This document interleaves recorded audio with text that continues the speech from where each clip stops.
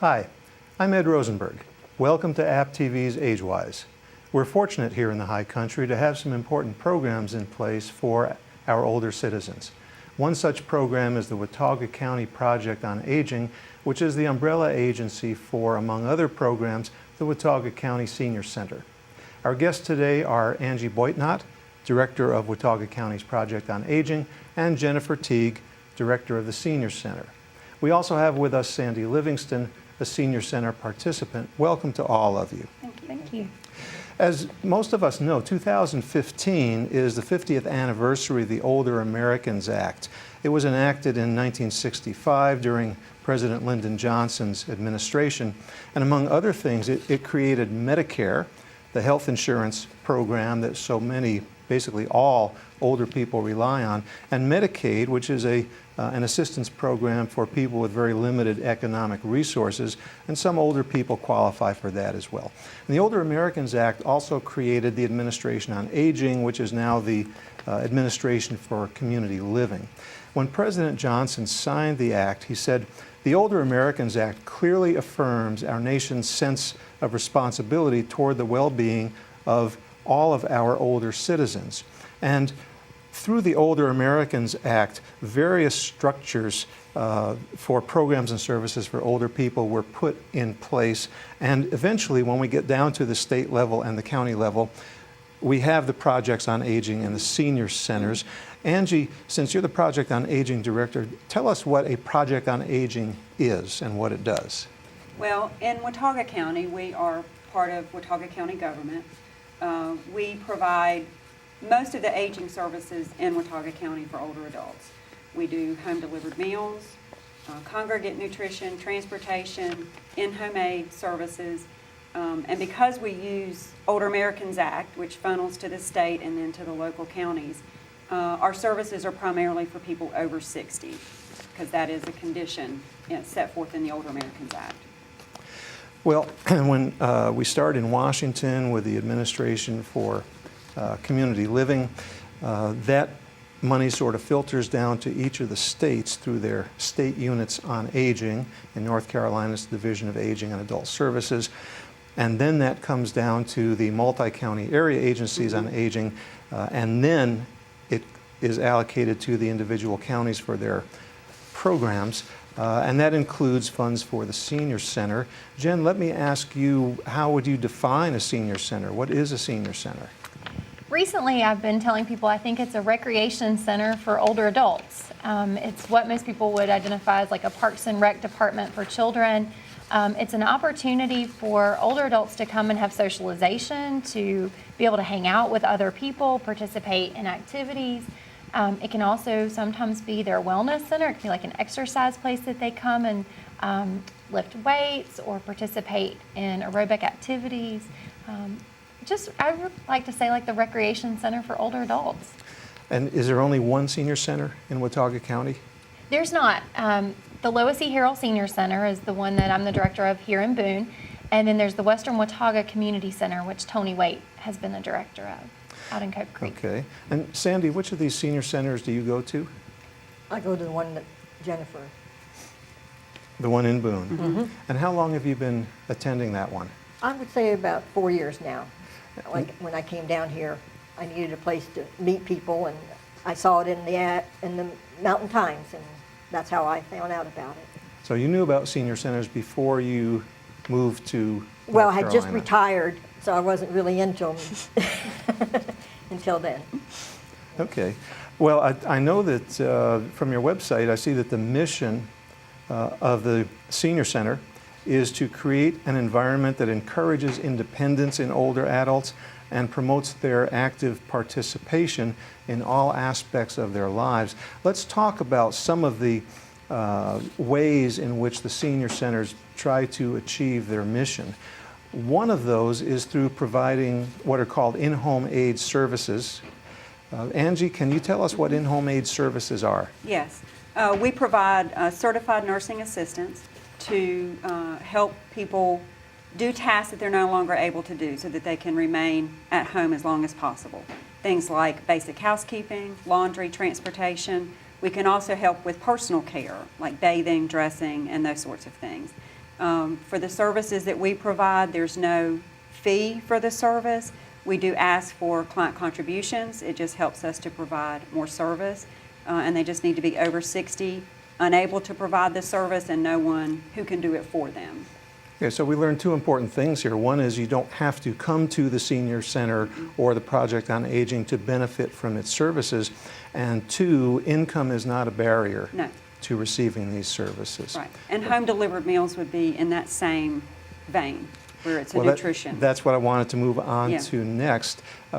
Jen, what about home delivered meals? Wynn Strickland is our home delivered meals coordinator, and it's the same meals that we provide at the congregate site. However, we're able to deliver those out into the community.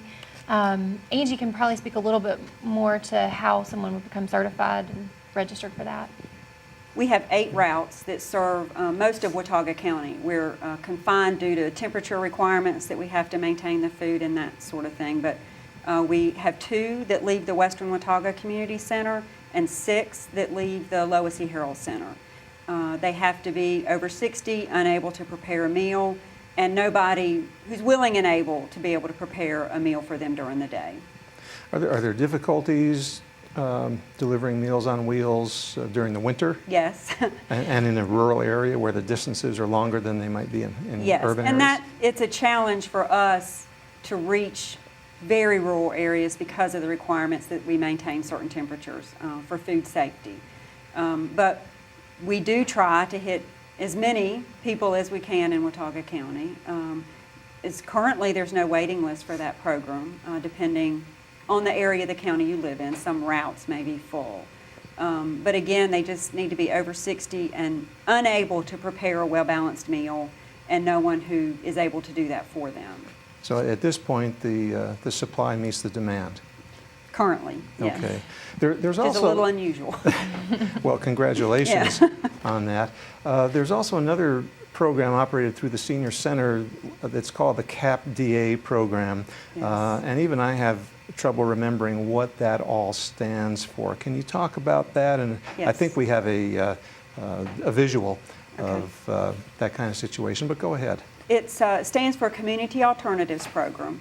There are several across the state, and it's operated through the Division of Medical Assistance. There is a CAP for disabled adults, which is what we do at our agency. So they have to be over 18. There's one for children called CAP Children. That's for people under age 20. And then there is a CAP MRDD, which is run through the mental health system. CAP DA, as I said, is for disabled adults over 18 who meet nursing home level care and who are eligible for Medicaid. So it's a Medicaid-funded alternative to nursing home placement. So it requires a lot of family support because the program does not provide 24-hour care. So it helps families to keep somebody at home who would otherwise need to be placed in a nursing facility. And it's more cost-effective than nursing home care. Okay, well that's good to know that there are assistance programs in place for families with disabled adults, particularly if they're elderly, and that this can prevent unnecessary institutionalization, Yes. keep the people at home, keep them in the community. Yes. Jen, there's also a service called congregate nutrition, which I think in plain English means lunch. Yes, yes. it Talk does. about that. We serve at both the Lois E. Harrell Center and at the Western Watauga Community Center. The Harrell Center we serve at noon. At Western Watauga we serve at 11:30. All of our meals are cooked at the Lois E. Harrell Senior Center and then taken out either through home delivered meals or over to Western Watauga. And individuals come in and they have lunch with us. You have to be a registered participant, again, over the age of 60. But you can come and eat lunch with us Monday through Friday from 12 to 12:30. We don't have a wait list right now, but the demand is quite high. We typically see 35 to 40. Yesterday we served 47 people just at the Lois E. Harrell site, and Western Watauga has served close to 30 themselves. Are there nutritional guidelines that you need to follow in preparing these meals? There are, yes. Our menus come from a registered dietitian, and then our kitchen will create the menus that are set forth. Okay. Sandy, how many days a week do you go to the Senior Center typically? I used to go about 3 times a week. And when I had my sister-in-law's mother, I used to take her over there and I'd stay with her. I'm pretty much only going once a week now. Okay. And have you had the lunches there? Oh, yeah. And what do you think of them? I like most of the meals if they have chicken in them. And The pinto bean ones, forget it. okay, but everything else can Yes, be made it's good it can be meals. made to Very taste good like chicken. Right?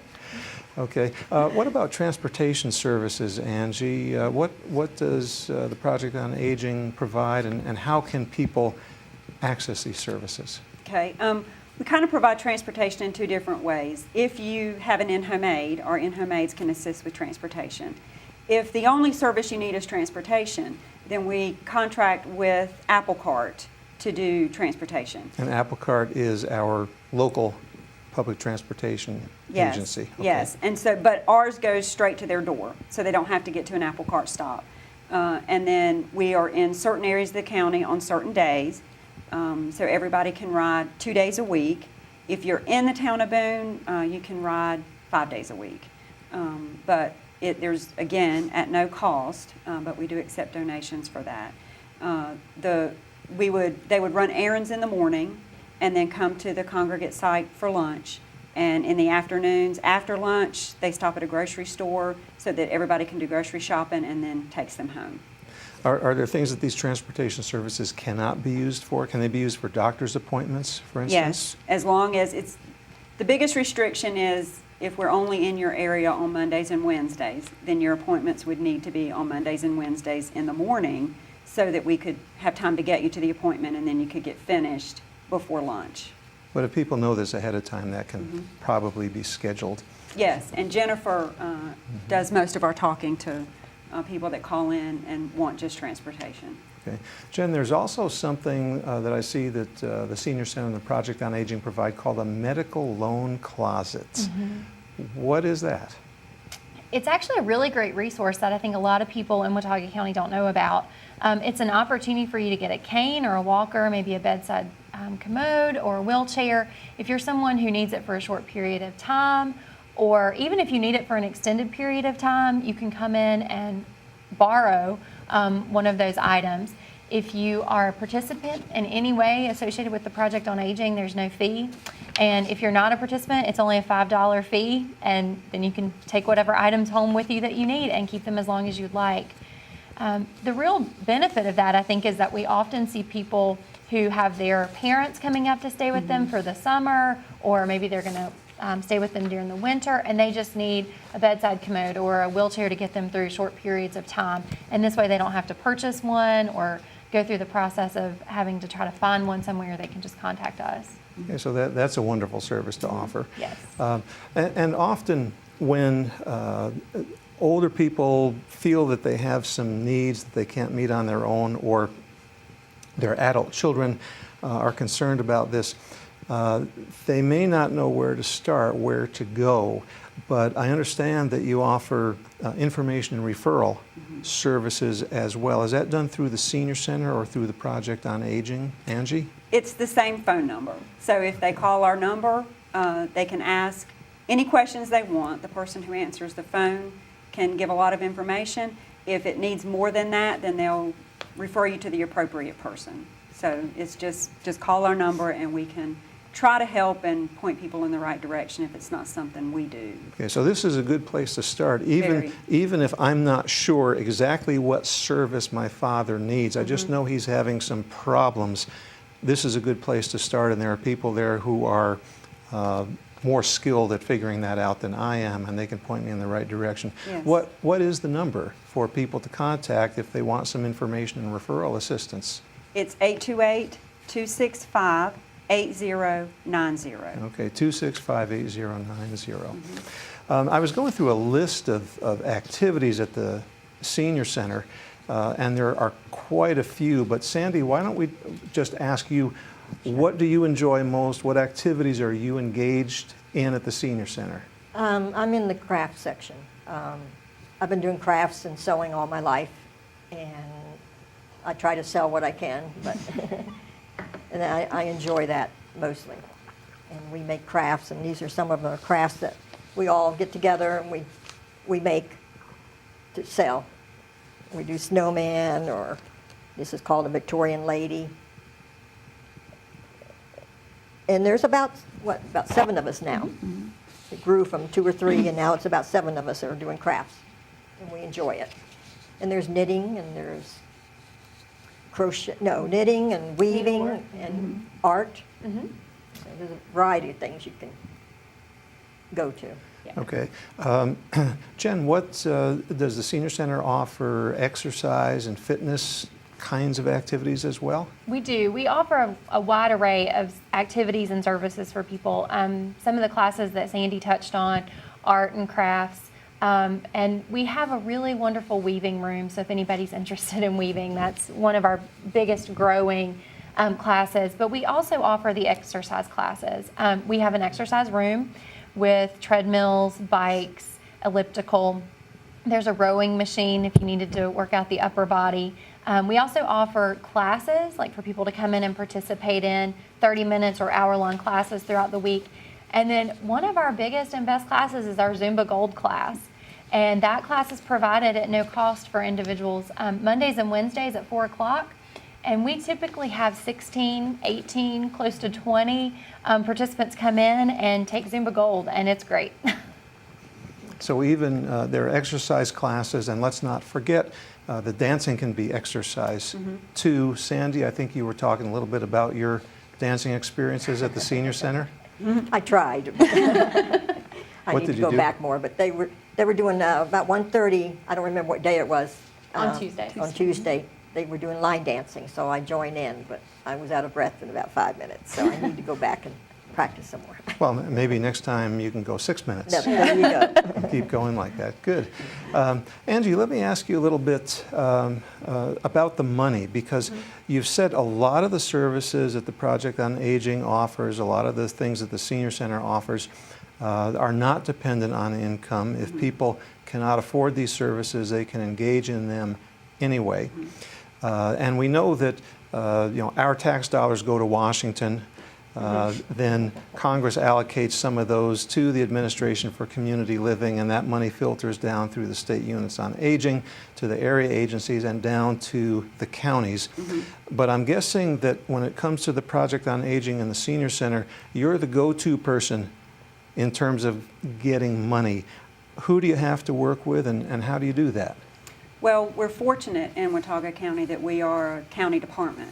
So Watauga County and the commissioners support the Project on Aging.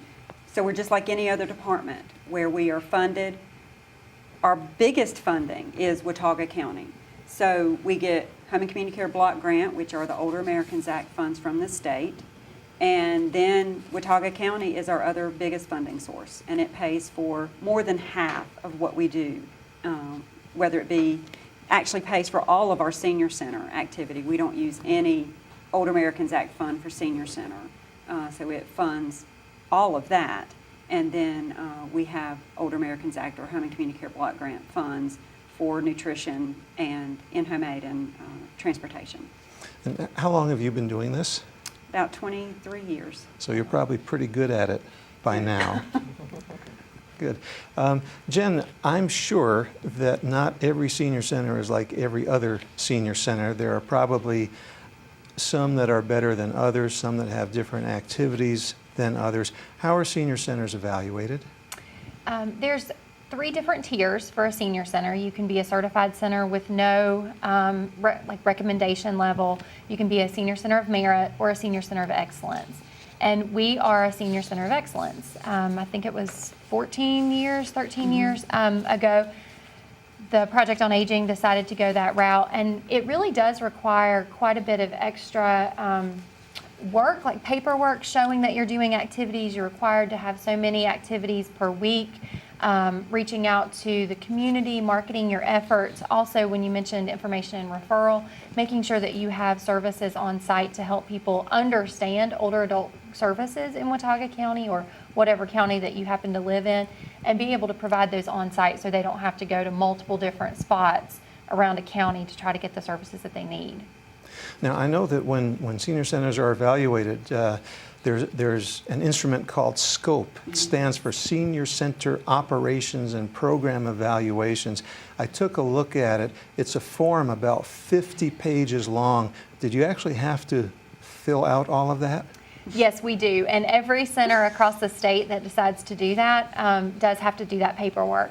So it's not only the process of filling it out, it's a 5-year certification. So every year you have to make sure that you stay on the ball to show that you're doing the activities that are required. I know one activity level is 10 to 15 different activities other than your traditional weekly things, but your special one time a month activities like a party. And so if you're accumulating 50 of those over the course of 5 years, you want to make sure that you know the dates that you had them, the people that were there, the year that you had them. But I think it really does hold accountability and show credibility to your senior centers across the state that are certified. It shows that they really put in the time and the energy to make their centers the best they can be. Are there other consequences to certification level?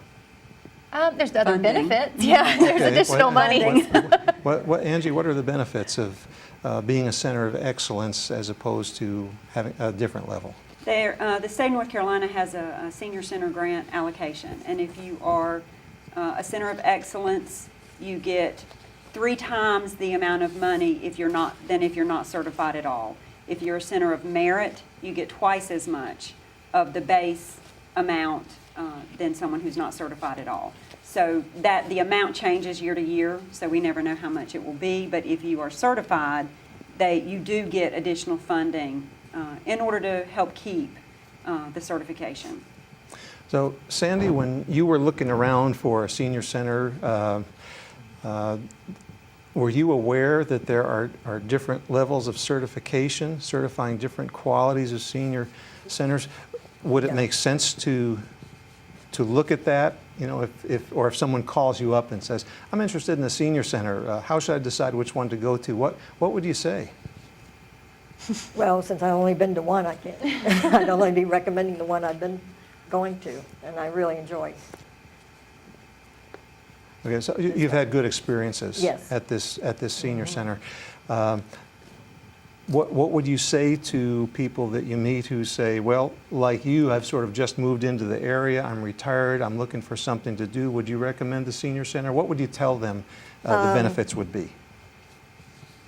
I would tell them about there's card games going on all the time. There's the pool table that can be used, and they have the Wii bowling.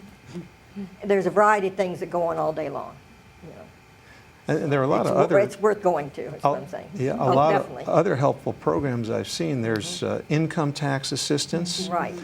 There's learn how to use your smartphone so you can share photos with your grandkids. All kinds of programs there that you might not think about. Jen, let me ask you, do you use volunteers at the senior center? Does that help with finances? What's the role of volunteers? We do use a lot of volunteers. Volunteers are the people who come in and do our Medicare appointments. They're the people who do our income tax appointments. We also have a lot of ASU volunteers actually who come in and just hang out with seniors throughout the day.